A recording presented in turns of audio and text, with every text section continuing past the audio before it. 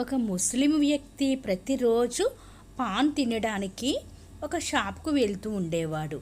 ఒకరోజు అక్కడ గోడకి వేలాడదీసిన కృష్ణుడి పటము అతని దృష్టి మీని పడింది. అతడు పాన్ దుకాణదారుని అడిగాడు, అయ్యా, ఈ బాలుడు ఎవరు? పేరు ఏమిటి?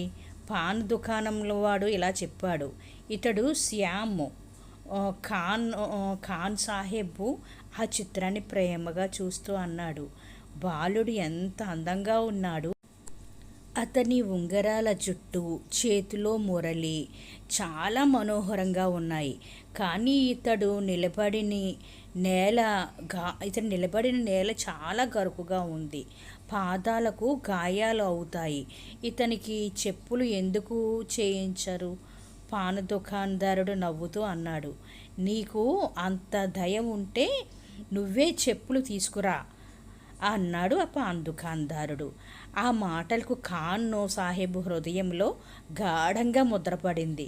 మరుసటి రోజు కృష్ణుడికి చెప్పులు కొనుక్కుని వచ్చి, ఇవిగో చెప్పులు తీసుకువచ్చాను, బాలుడిని పిలువు అన్నాడు ఆ ఖాన్.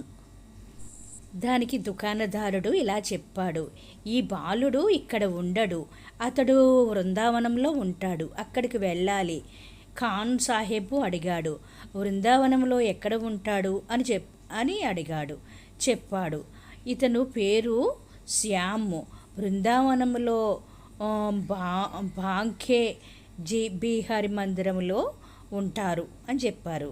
ఖాన్ సాహెబ్ వెంటనే బృందావనానికి బయలుదేరుతాడు. అక్కడ బాంబే బిహారీ మందిరంలో ప్రవేశించుచుండగా పూజారి అతన్ని ఆపి, నీవు వేరే మతానికి చెందినవాడివి, ఆలయంలోకి ప్రవేశం లేదు అని చెబుతాడు.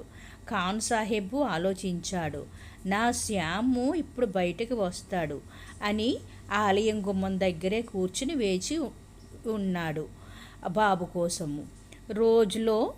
రోజంతా గడిచింది, రాత్రి కూడా గడిచింది. కానీ తెల్లవారుజామున అతడు చెవులకు గజ్జెల శబ్దం వినిపించింది. చుట్టూ చూసినా ఎవరూ కనిపించలేదు. తన పాదాల వైపు చూశాడు. అక్కడ శ్యాము అతని పాదాల వద్ద కూర్చున్నాడు.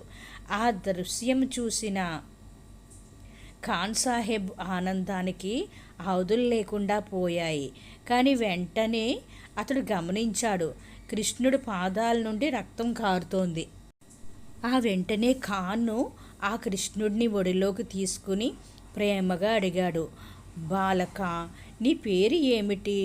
కృష్ణుడు అన్నాడు, శ్యామ్. నీవు ఆలయం నుంచి వచ్చావా? పాదాలకు గాయాలు ఎలా అయ్యాయి అని అడిగాడు. కృష్ణుడు మృదువుగా అన్నాడు, నేను ఆలయం నుంచి రాలేదు, గోకుల్ నుండి నడుచుకుంటూ వచ్చాను.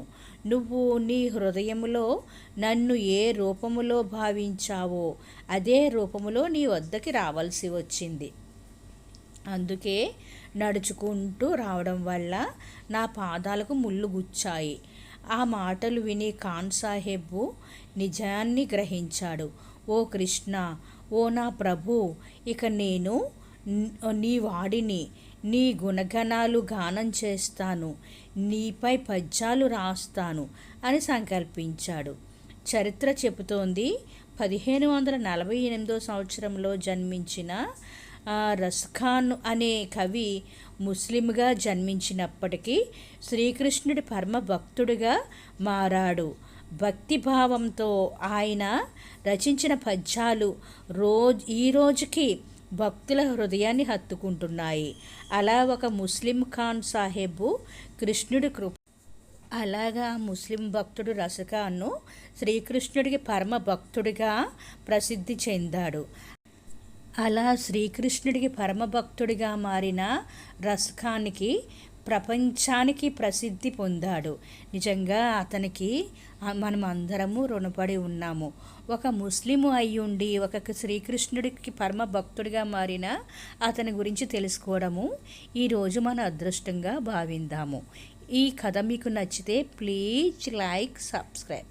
Thank you for watching. Survey జన సుఖినో భవంతు.